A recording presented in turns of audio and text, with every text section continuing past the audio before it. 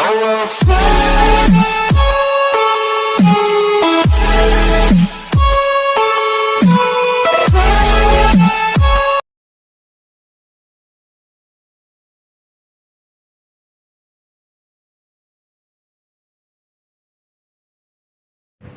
तो हम लोग जो चैप्टर 4 जो पढ़ रहे थे, विद्युत धारा का चुंबकीय प्रभाव, लास्ट क्लास में हम लोग ऑर्स्टेड का प्रयोग देखे थे, जिसमें ऑर्स्टेड ने ये सिद्ध किया था, मतलब एक प्रयोग के द्वारा उन्होंने ये बताया था कि विद्युत धारा के द्वारा अगर किसी धारावाही चालक में विद्युत धारा प्रवाहित हो रही है, मान लेते ये चालक तार है और इसमें धारा प्रवाहित हो रही है, तो इसके चारों ओर क्या बनता है, चुंबकीय क्षेत्र बनता है, जो लास्ट क्लास में हम लोग डिस्कशन कर चुके हैं।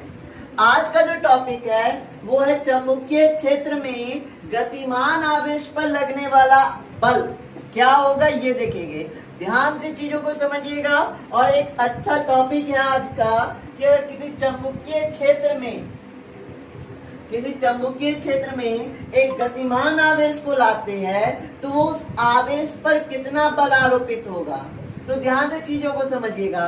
मान लेते हैं कि यहाँ पे एक चुंबकीय क्षेत्र B है, चुंबकीय क्षेत्र B है और एक आवेश Q v वेग से गतिमान है, गति कर रहा है, जो और चुंबकीय क्षेत्र और वेग जो आवेश जो गति कर रहा है उनके बीच का कोण क्या है, थीटा है। चीजों को ध्यान से समझिएगा। यहाँ चीजों को हम लिखे भी है। माना एक आवेश Q v वेग से चुंबकीय क्षेत्र B के साथ थीटा कोण बनाते हुए गतिशील है, तो आवेश पर चुंबकीय क्षेत्र द्वारा लगाया गया बल हमको ज्ञात करने की कितना बल आरोपित करेगा।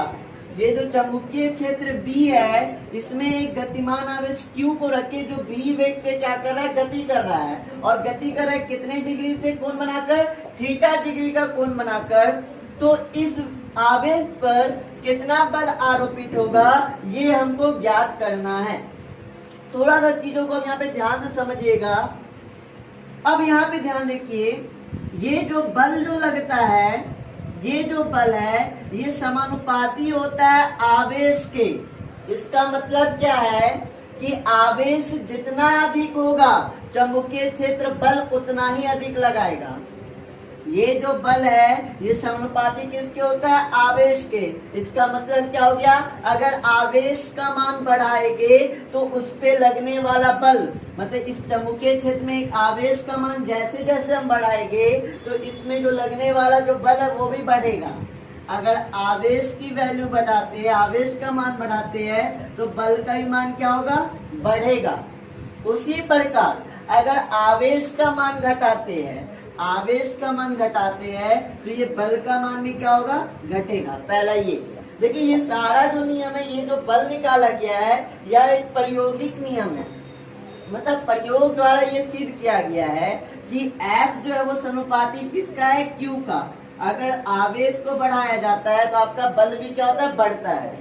अब दूसरा समझिए, ये जो बल जो लगता है ये समानुपाती किसके है, आपके चुंबकीय क्षेत्र का भी। ये जो बल है ये समानुपाती है किसका, चुंबकीय क्षेत्र का भी। मतलब जितना ज्यादा चुंबकीय क्षेत्र होगा उस पे आवेश पे लगने वाला बल भी क्या होगा, उतना ही अधिक होगा। इसका मतलब क्या है, थोड़ा ध्यान दीजिए। अगर चुंबकीय क्षेत्र का मान बढ़ता है तो उस आवेश पे लगने वाला बल का भी मान क्या होगा, बढ़ेगा। अगर चुंबकीय क्षेत्र का मान बढ़ता है तो उस पे लगने वाला बल भी क्या होगा, बढ़ेगा। ठीक उसी प्रकार अगर चुंबकीय क्षेत्र का मान क्या होता है, घटता है, तो उस पे लगने वाला बल का मान भी क्या होगा, घटेगा। यहाँ तक बात आ रहा है समझ में। तो पहला क्या बोला, ये जो बल निकाल रहे हैं हम, ये एक प्रायोगिक नियम है, प्रयोग के द्वारा सिद्ध किया गया। पहला क्या कि F अनुपाती होता है Q के, दूसरा F अनुपाती होता है B के, मतलब बल जो है वो समानुपाती है किसका, आपका आवेश का, और बल जो समानुपाती है आपका चुंबकीय क्षेत्र का। ये जो बल है एक चीज और समानुपाती है, क्या, वो है बल जो समानुपाती है B sin थीटा के। भी साइन थीटा के भी ये समानुपाती है। अब यहाँ पे क्वेश्चन ये आया कि ये भी साइन थीटा क्या है। अगर हम इसका घटक निकालते हैं, घटक देखिए आप लोगों को अच्छे खासे से हम वेक्टर चैप्टर में पढ़ाए हैं। जो मेरे स्टूडेंट है जो कंटिन्यू क्लास किए उनको पता है वेक्टर क्या है। वेक्टर क्या है मैं अगर साइड में वापस से बोल देता हूँ, बता देता हूँ। देखिए ये कोई वेक्टर ए है जो थीटा कोण बना रही है। तो हम आपको बताए थे ये वेक्टर अगर थीटा की ओर आता है, तो क्या होता है कॉस थीटा। तो वेक्टर क्या हो जाएगा ए कॉस थीटा। जब वो थीटा की ओर होता है तो क्या होता है ए कॉस थीटा। और थीटा से जब दूर जाता है तो इधर क्या होता है साइन थीटा। तो इधर क्या हो जाएगा ए साइन थीटा। उसी प्रकार यहाँ थोड़ा ध्यान दीजिएगा। तो यहाँ पे इसका अगर घटक लिखते हैं तो इधर जो होगा थीटा की ओर क्या हो जाएगा भी कॉस थीटा। अगर थीटा से दूर जाएगा तो इधर क्या हो जाएगा भी साइन थीटा। तो ये जो है आपका बल जो है ये इसके भी क्या होता है समानुपाती होता है। तो यहाँ बल तीन चीज पे डिपेंड कर रहा है, ध्यान दीजिए। अगर किसी चुंबकीय क्षेत्र पे Q आवेश को रखे जो भी वेग से गतिमान है तो ये तीन चीज पे डिपेंड कर रहा है। बल समानुपाती है किसके Q के, बल समानुपाती है किसके B मतलब चुंबकीय क्षेत्र के, और बल जो समानुपाती है किसके घटक के भी साइन थीटा के। अब ये तीनों समानुपाती है तो हम इसे कुछ इस प्रकार से लिख सकते हैं कि F समानुपाती Q भी साइन थीटा। लिख सकते हैं कि नहीं लिख सकते हैं?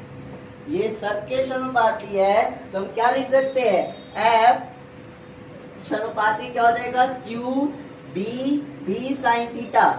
अब यहाँ पे देखिए इधर हम लिख दे रहे हैं, यहाँ समझिएगा ठीक है। अब यहाँ समझिएगा थोड़ा आप लोग, जब हम समानुपाती हटाते हैं तो एक कांस्टेंट एक नियतांक मानते हैं। यहाँ पे नियतांक क्या माने के, तो क्या हो जाएगा के क्यू बी साइन थीटा। ठीक है, यहाँ पे एक क्या माने नियतांक क्या माने के माने, और यहाँ पे नियतांक के क्या है एक नियतांक है।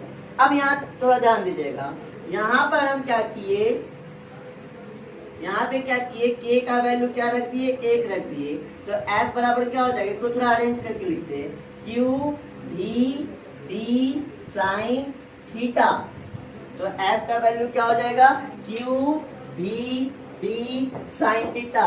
मतलब इस पे लगने वाला जो बल होगा वो बल की वैल्यू क्या होगी, ये होगी जो बोर्ड पे हम लिखे हैं। F बराबर क्या होगा Q बी साइन थीटा होगा। आया यहाँ तक बात समझ में? इसका सदिश रूप देखते हैं, तो सदिश रूप इसका क्या होगा थोड़ा ध्यान दीजिएगा। इसका सदिश रूप हो जाएगा F vector is equal to Q into V vector into B vector. ये इसका क्या है सदिश रूप है। सदिश रूप क्या हो जाएगा इसका Q इंटू भी वेक्टर इंटू बी वेक्टर। अच्छा आप लोग को एक चीज ये फॉर्मूला हम पढ़ाए थे, याद कीजिए। फॉर्मूला क्या था, A B sine theta is equal to क्या होता था A vector cross B vector. तो उसी चीज का यहाँ पे यूज किए हैं। सदिश रूप में क्या किए, यहाँ पे क्यू भी साइन थीटा था, तो भी साइन थीटा क्या हो गया B vector into B vector. तो ये फॉर्मूले को ध्यान में रखिएगा, ये फॉर्मूला बहुत ही इंपॉर्टेंट है। तो यहाँ तक आप लोगों को बात समझ में आ गया होगा।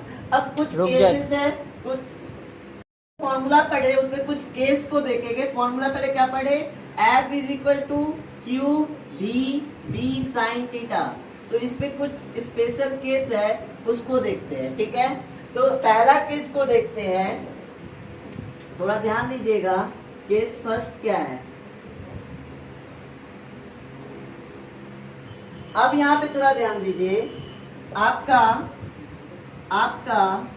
चुंबकीय क्षेत्र इस ओर है, ठीक है, और जो आवेश Q है आवेश Q है, अगर ये भी इसी ओर गति करे, ठीक है, ये भी किस ओर गति करे, जिधर चुंबकीय क्षेत्र है उधर ही गति करे, तो ये एक दूसरे के समांतर रहेगी। और जब समांतर रहेगी तो यहाँ पे एंगल जो बनेगा, थीटा जो बनेगा, वो कितने डिग्री का होगा, 0 डिग्री का। थोड़े से बात को ध्यान दीजिए, आपका चुंबकीय क्षेत्र इस ओर है, अगर आवेश भी इसी ओर गति करे, मतलब किसके समांतर, चुंबकीय क्षेत्र के समांतर, तो इनके बीच बनने वाला जो कोण होगा, थीटा का वैल्यू, वो क्या होगा, 0 डिग्री। अब यहाँ पे ध्यान दीजिए, तब F की वैल्यू क्या होगी, F इज इक्वल टू होता है Q V B sine theta. होता है कि नहीं होता है, अभी पढ़ चुके हैं। F बराबर क्या होता है, Q V B sine theta.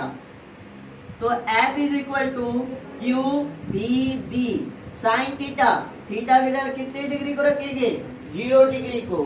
तो आप लोगों को वैल्यू पता है किसी को, साइन 0 का वैल्यू क्या होता है, साइन 0 डिग्री का वैल्यू क्या होता है, तो 0 होता है। तो सारे चीज को जब 0 से मल्टीप्लाई करेंगे तो F का वैल्यू भी क्या हो जाएगा, 0। ये केस फर्स्ट था। अब केस सेकंड को देखते हैं, ठीक है।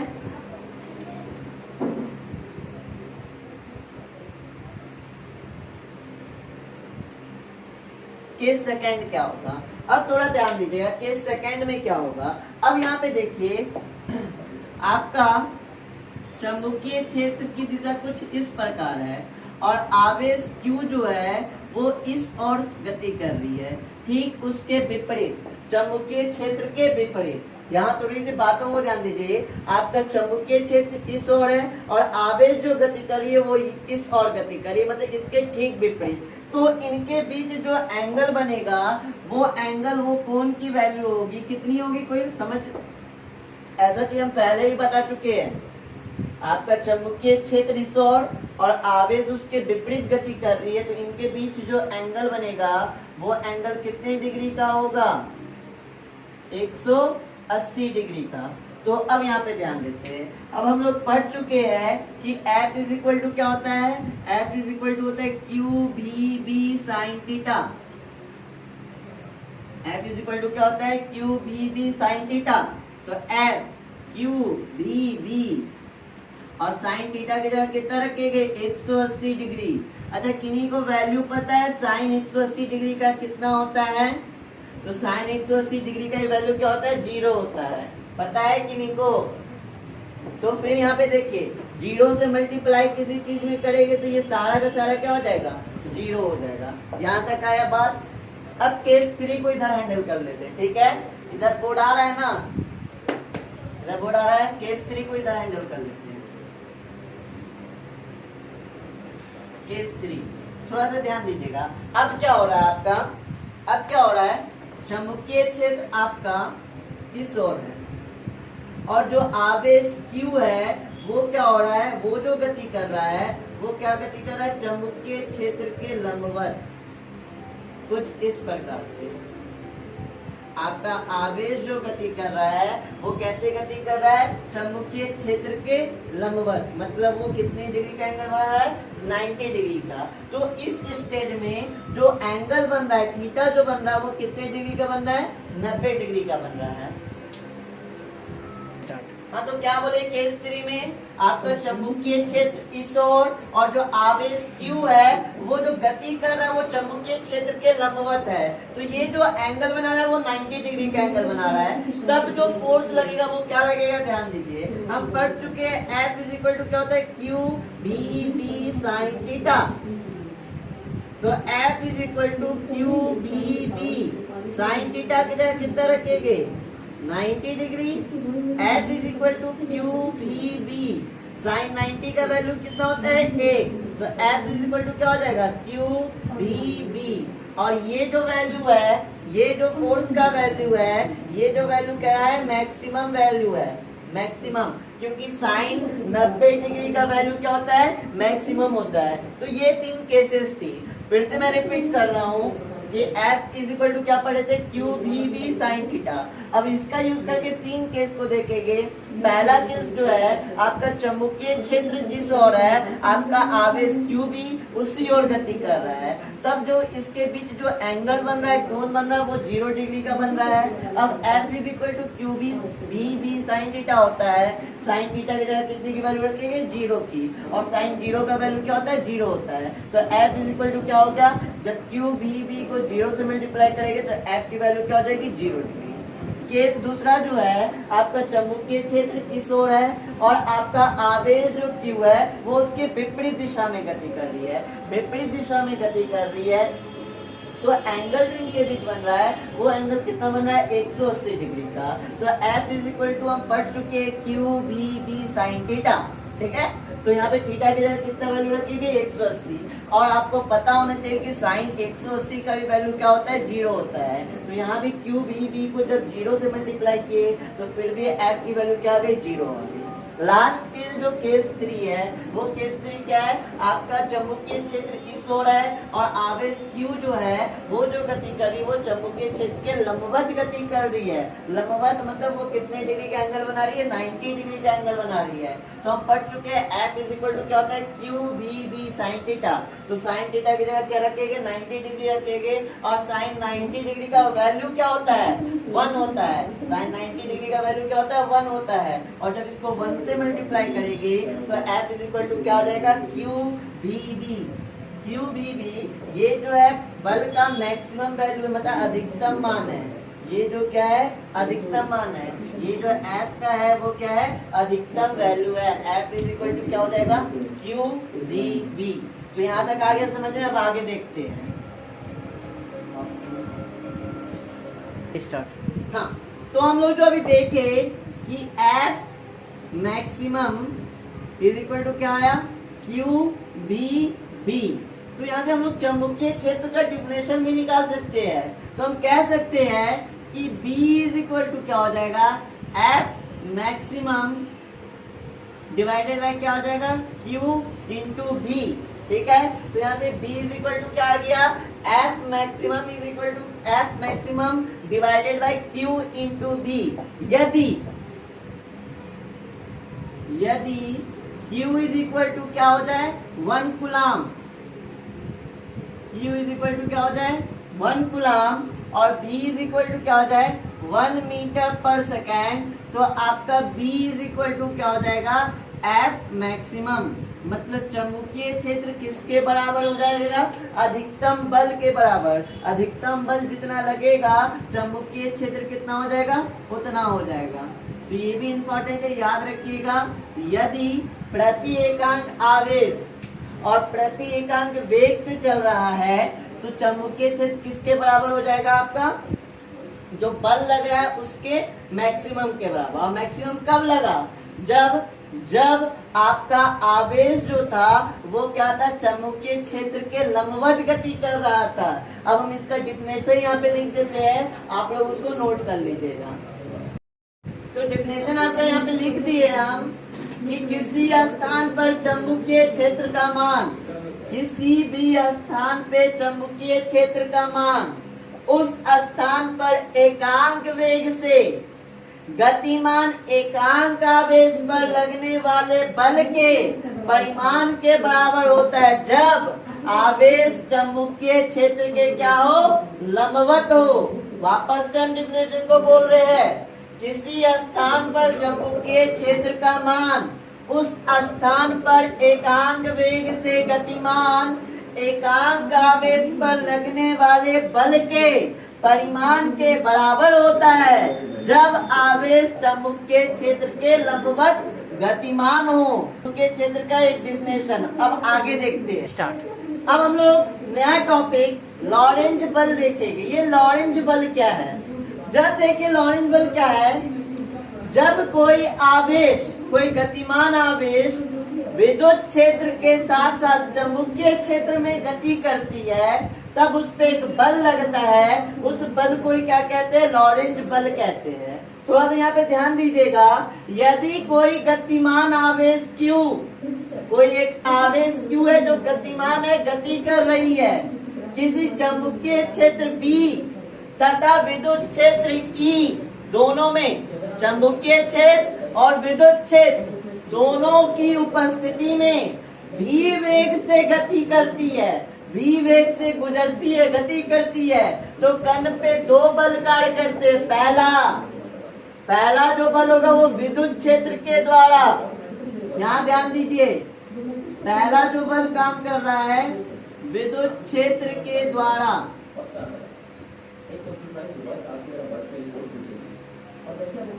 विद्युत क्षेत्र के द्वारा बल। तो विद्युत क्षेत्र के द्वारा बल हम इसको एफ ई बोलते हैं। तो एफ इज इक्वल टू क्या पढ़े थे, क्यू इंटू ई। याद कीजिए, आपके स्थिर वैद्युतांक में आपको पढ़ा चुके हैं कि एफ इज इक्वल टू क्या होता है, क्यू इंटू ई।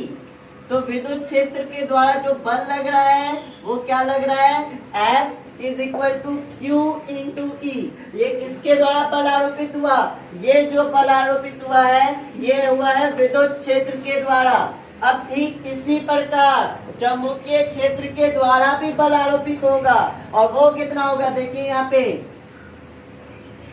चुंबकीय क्षेत्र के द्वारा बल, चुंबकीय क्षेत्र के द्वारा बल।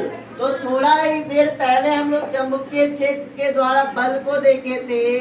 वो बल कितना था, आपका वो बल था B into Q B B, sorry वो बल था Q into B vector into B vector. याद कीजिए, अभी थोड़ी देर पहले इस चीज को देखे है कि चुंबकीय क्षेत्र के द्वारा जो बल लग रहा था वो बल क्या था, Q into B vector into B vector. अब यहाँ तक आ गया, हमको लॉरेंज बल क्या है, लॉरेंज बल क्या है, इन दोनों के द्वारा जो बल आरोपित हो रहा है, जो गतिमान आवेश जो गति कर रहा है चुंबकीय क्षेत्र में भी और विद्युत क्षेत्र में भी, और इन दोनों के द्वारा जो बल लग रहा है उनके द्वारा अगर उनका कुल कर लेंगे तब ये निकलेगा। तो यहाँ ध्यान दीजिएगा, कुल बल या इसको नेट फोर्स भी बोलते हैं। कुल बल क्या हो जाएगा, F, यहाँ देखिए विद्युत क्षेत्र के द्वारा और बल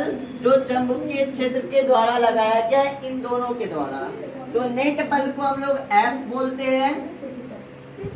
F की वैल्यू क्या निकाले है, Q into E vector plus F की वैल्यू क्या निकाले है, Q into B vector into B vector.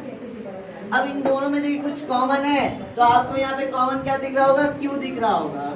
जो Q यहाँ से कॉमन लेते हैं, तो Q कॉमन लेते हैं तो क्या हो जाएगा, E vector plus B vector into B vector. तो ये जो बल है, ये बल जो आरोपित हो रहा है कब, जब ये जो गति Q आवेश जो है वो गतिमान है किसमें, विद्युत क्षेत्र में भी और चुंबकीय क्षेत्र में भी।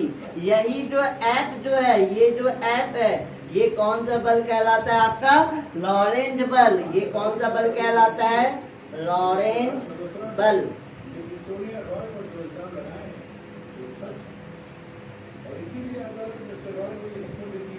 ये कौन सा बल है, लॉरेंज बल।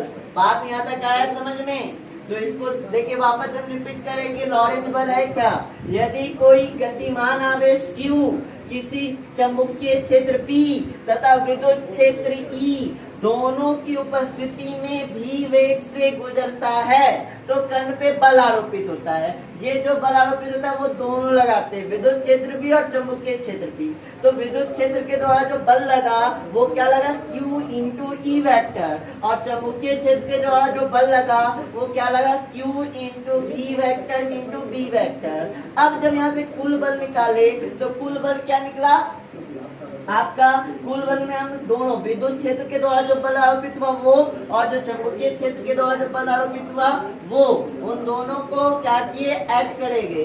तो F इज इक्वल टू, इसकी वैल्यू क्या थी, Q इंटू ई, और इसका वैल्यू रख दिए। इन दोनों में कॉमन क्या था, Q, तो कॉमन Q निकालिए तो ये आ गया E vector plus B vector into B vector. ये जो बल है यही बल क्या कहलाता है, आपका लॉरेंज बल कहलाता है। आया बात यहाँ तक समझ में, स्टार्ट। अगला टॉपिक को ध्यान देते हैं। ये जो टॉपिक है ये भी आपका इम्पोर्टेंट है। टॉपिक क्या, पहले ये समझते, चुंबकीय क्षेत्र में धारावाही चालक तार पर बल, चुंबकीय क्षेत्र है जिसमें धारावाही चालक तार है, तो इस पे कितना बल आरोपित होगा ये ज्ञात करना है। तो चीजों को ध्यान से समझिएगा। बी आपका चुंबकीय क्षेत्र है जिसमें एक धारावाही चालक तार रखा गया है, तार जिसमें आवेश क्या हो रहा है, फ्लो हो रहा है, आवेश गतिमान है, और आई आवेश वो क्या कर रहा है, गति कर रहा है। इस धारावाही चालक तार की लंबाई क्या है, एल, और इस तार के अनुप्रस्थ काट का जो क्षेत्रफल है, जो एरिया है, वो क्या है, ए। तार, ये जो धारावाही चालक तार है, ये चुंबकीय क्षेत्र के साथ जो एंगल बना रही है वो क्या बना रही है, थीटा बना रही है। अब चीजों को ध्यान से समझिएगा क्योंकि ये चीज अभी पढ़े हैं।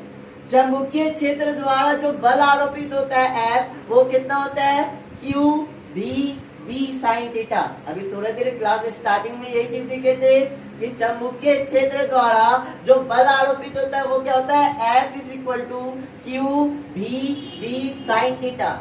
तार के, ये जो तार है, तार के एकांक आयतन में उपस्थित आवेश क्या मान लेते हैं, N। वापस से, तार के एकांक आयतन में उपस्थित आवेश क्या मान लिए, N। जितना तार है उसके प्रति एकांक आयतन में, मतलब हर एक जगह जो आवेश है वो क्या है, N है। अब तार का आयतन निकालते हैं, तो तार की जो आकृति है वो क्या होती है, बेलनाकार होती है। तो बेलनाकार का आयतन निकालना है, आयतन क्या होगा, इसकी लंबाई गुना अनुप्रस्थ काट का क्षेत्रफल। तो तार का आयतन क्या हो गया, A इंटू एल। अब हम आपको एक चीज बखूबी बता चुके हैं, अगर एक पेन की कीमत 5 रुपया है तो आपसे 10 पेन की कीमत बोलेगा तो आप क्या बोलिएगा, एक पेन की कीमत 5 रुपया तो 10 पेन का क्या हो जाएगा, 5 दही 50। उसी प्रकार प्रति एकांक आयतन में उपस्थित आवेश N है और तार का कुल आयतन A इंटू एल है, तो पूरे तार में, चालक तार में आवेश वाहकों की संख्या क्या हो जाएगी, N इंटू AN। यहाँ तक कहानी आया समझ में, अभी नहीं। तो प्रति एकांक बोला, तार के एकांक आयतन में उपस्थित आवेश क्या है, N। तार का आयतन क्या है, A इंटू एल। तो पूरे तार में जो आवेश वाहकों की संख्या क्या होगी, वो क्या हो जाएगा, N into A into L. अब यहाँ ध्यान दीजिए,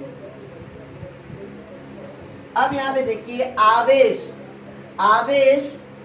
Q इज इक्वल टू क्या पढ़े थे, N इंटू E।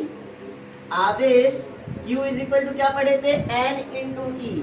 N क्या था, नंबर ऑफ इलेक्ट्रॉन जितने भी उसमें जा रहे हैं। तो चालक तार में आवेश वाहकों की संख्या क्या है, N into A into L.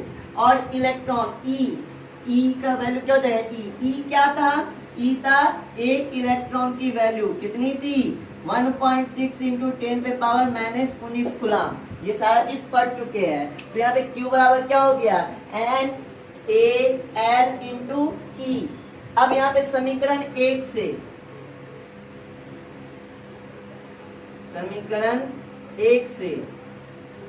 समीकरण 1 है क्या, F is equal to Q B sine theta, है ना। अब यहाँ पे देखिए F, Q की जगह क्या लेंगे, N A L into E, ठीक है। B की जगह क्या लेंगे, B की जगह B क्या है, वेग है। तो चालक तार में जो वेग होता है वो मुक्त इलेक्ट्रॉन गति करती है, और आपको पढ़ा चुके, जब मुक्त इलेक्ट्रॉन गति करती है तो उस वेग को क्या बोलते हैं, अपवहन वेग, ड्रिफ्ट वेलोसिटी, याद है। तो ये क्या हो जाएगा, यहाँ जो वेग होगा वो क्या हो जाएगा, अपवहन वेग होगा। चुंबकीय क्षेत्र तो B है, साइन और थीटा यहाँ पे जो एंगल बन रहा है वो कितने डिग्री का है, थीटा डिग्री का ही है, तो इसको थीटा ही छोड़ देते हैं। अब आपको याद होगा, हम लोग पढ़े थे, हम लोग पढ़ चुके कि I इज इक्वल टू होता है NEAVD। याद कीजिए, पीछे के क्लास को रिपीट कीजिए, जो कॉपी में जिसको रिवीजन किए होंगे उनको याद होगा कि I इज इक्वल टू हम लोग पढ़ गए हैं NEAVD। तो यहाँ पे थोड़ा फोकस कीजिए, NAEVD इतना बराबर क्या हो जाएगा, I, फिर क्या है L, फिर क्या है b, फिर क्या है साइन थीटा। तो f इज इक्वल टू क्या हो गया I L B sine theta. f is equal to क्या हो गया I L B sine theta. बात यहां तक समझ में आया। अब अगर इसका सदिश रूप लिखते हैं तो यहां पे लिख रहे हैं इसका सदिश रूप। सदिश रूप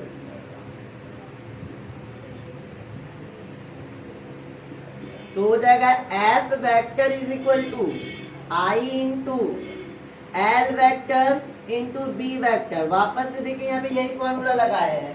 ए B sine theta is equal to क्या होता है A vector into B vector. तो यहाँ पे भी देखिए सेम चीज लगाए हैं। आई का आई हो गया आपका एल बी साइन थीटा क्या हो जाएगा L vector into B vector. तो ये इसका क्या हो गया सदिश रूप हो गया। ये इसका क्या हो गया सदिश रूप हो गया। यहाँ पे यहाँ ध्यान दीजिएगा, यहाँ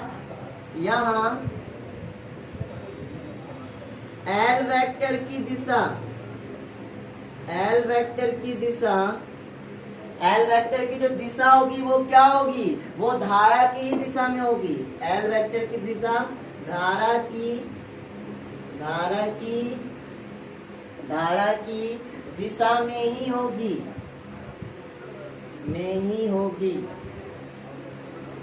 आया बात समझ में। अगर किसी को इस चीज में प्रॉब्लम होता है तो वीडियो को पीछे कीजिए और उसको रिपीट करके देख लीजिए, चीजों को आप समझ सकते हैं। वीडियो आपके पास है, मोबाइल आपके पास है, आप 2 बार 4 बार 10 बार जितना मन करे उतना बार पढ़ सकते हैं। ऐसे मेरे ख्याल से इस चीज में प्रॉब्लम नहीं होना चाहिए। फिर भी हम अगर रिपीट करते हैं, हमको चुंबकीय क्षेत्र में धारावाही चालक तार पर बल ज्ञात करना था। जो चुंबकीय क्षेत्र है और इस पे एक चालक तार है, चालक कहता था धारावाही जिसमें धारा प्रवाहित हो रही है, धारा फ्लो कर रहा है। धारा कितना फ्लो कर रहा है आई। ये चालक तार की लंबाई एल है जो चुंबकीय क्षेत्र के साथ कितने डिग्री का कोण बना रहा है थीटा डिग्री का। इस चालक तार के अनुप्रस्थ काट का जो एरिया है क्षेत्रफल है वो क्या है ए है। तो चुंबकीय क्षेत्र जो है बल हम जानते हैं क्या होता है F is equal to Q B B sine theta. तार में एकांक आयतन में उपस्थित आवेश आपका क्या मान लिए n। तार का आयतन निकाल लिए a इंटू एल। आयतन बेलनाकार है, बेलन है, बेलन का आयतन होता है लंबाई गुना उसके एरिया, अनुप्रस्थ काट का एरिया। तो a इंटू एल। चालक तार में आवेश वाहकों की संख्या, अब प्रति एकांक n है और पूरे का आयतन हमको al दिया हो तो हम उसको पूरे को मल्टीप्लाई कर लिए तो n इंटू al हो गया। ये वही फेरा है कि एक टॉफी का दाम 5 रुपया तो 5 टॉफी का दाम कितना हो जाएगा 25 रुपया। उसी प्रकार अब आवेश Q इक्वल टू हम लोग पढ़े थे n into E, n number of electron जो आवेश उसमें फ्लो कर रहा है। तो कुल संख्या क्या है NaL इंटू ई क्या है एक इलेक्ट्रॉन का आवेश 1.6 इंटू 10⁻⁻19 कूलम। अब समीकरण 1 से F is equal to Q B B sine theta.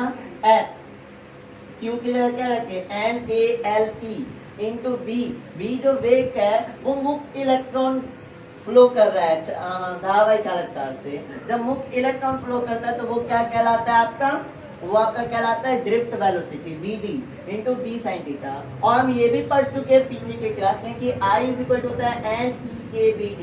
तो इतना बराबर क्या हो जाएगा I, तो हो गया ILB साइन थीटा। ये यहाँ पे निकला F का मान कि जब चुंबकीय क्षेत्र में धारावाही चालक तार पे कितना बल आरोपित होगा तो ये होगा। और ये इसका क्या है सदिश रूप है। तो यहाँ तक आया बात समझ में। तो अभी जो हम लोग देखे वो क्या देखे कि चुंबकीय क्षेत्र में धारावाही चालक पे जो बल लगता है वो क्या लगता है F is equal to I into L into B into sine theta. ये लगता है F is equal to I into L into B into sine theta. इस पे भी 3 केस है तो केसों को थोड़ा ध्यान देते हैं। पहला केस आपका देखते हैं। पहला केस क्या है कि आपका चुंबकीय क्षेत्र जो है वो इस प्रकार है, इस ओर, और आपका जो धारावाही चालक तार है उसमें धारा का प्रवाह जो है वो इसी ओर है। धारा का प्रवाह भी क्या है इसी ओर है। तब जो होगा F क्या होगा देखिएगा, जब आपका चुंबकीय क्षेत्र एक ही इस ओर और धारा की भी दिशा इसी ओर हो तो इनके बीच जो एंगल बनता है वो एंगल बनता है 0 डिग्री का। अब F इज इक्वल टू हम लोग पढ़े हैं I into L into B into sine theta, ठीक है। तो F is equal to I into L into B, sine theta की जगह क्या रखेंगे 0 डिग्री। तो F is equal to I into L into B, sine 0 का मान 0। तो F इज इक्वल टू क्या हो जाएगा 0, ठीक है। ये पहला केस था। अब दूसरा केस देखते हैं, केस 2, ठीक है। अब इसमें थोड़ा ध्यान दीजिएगा, इसमें क्या हो रहा है, आपका चुंबकीय क्षेत्र इस ओर है, धारावाही चालक तार है, लेकिन इसमें धारा की दिशा क्या है, विपरीत है। इस बार धारा की दिशा क्या है, इस ओर है। तो याद रखिए, थोड़ा ध्यान दीजिए, चुंबकीय क्षेत्र आपका इस ओर और धारा की दिशा इस ओर, तो इनके बीच जो एंगल बनेगा, वो जो एंगल बनेगा वो बनेगा 180 डिग्री का। तो हम पढ़ चुके हैं F is equal to I L B sine theta. तो F इज इक्वल टू हो जाएगा I L B sine theta के कितना क्या रखेंगे 180 डिग्री। और आपको पता है कि साइन 180 डिग्री की वैल्यू क्या होती है 0। तो यहाँ पे हो जाएगा F इज इक्वल टू वापस से 0, ठीक है। अब केस थर्ड और लास्ट, केस थर्ड, थोड़ा ध्यान दीजिए। केस थर्ड है क्या, आपका चुंबकीय क्षेत्र कुछ इस प्रकार है, ठीक है। और आपका धारावाही जो चालक तार है वो कुछ इस प्रकार से,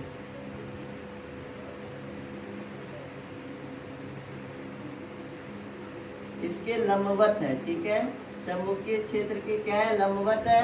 और ये धारावाही चालक तार की लंबाई क्या है, L है।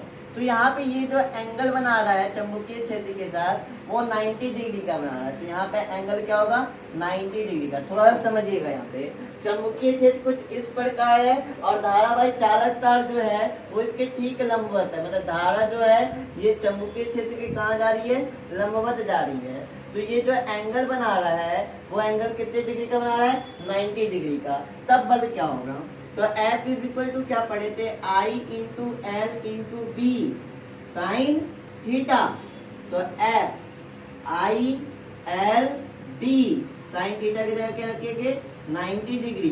तो F I L B sine 90 का वैल्यू क्या होता है 1। तो F इज इक्वल टू क्या हो जाएगा I L B। तो ये 3 केसेस थी जो किस आधारित थी, चुंबकीय क्षेत्र में धारावाही चालक तार पर आरोपित बल पर। तो यहाँ तक ही आज रहने देते हैं। आशा करते हैं कि यहाँ तक आपको चीजें को समझ में आई होगी। अगर आप चीजों को समझे, कुछ सीखे हमारे वीडियो से, तो इसे लाइक कीजिए, सब्सक्राइब कीजिए और अपने दोस्तों के भी शेयर कीजिए। अगर आपको इन सारा चीज का जो क्लास में पढ़ाया जा रहा है उसके एक खूबसूरत से राइटिंग का नोट्स चाहिए, तो उसके लिए आप मुझे इस नंबर पर व्हाट्सएप कीजिए, आपको नोट्स अवेलेबल हो जाएगा। ये व्हाट्सएप नंबर पे मैसेज कीजिए, आपको नोट्स क्या हो जाएगा, मिल जाएगा। तो रहने देते हैं, मन लगा के पढ़िए। मिलते हैं अगले वीडियो।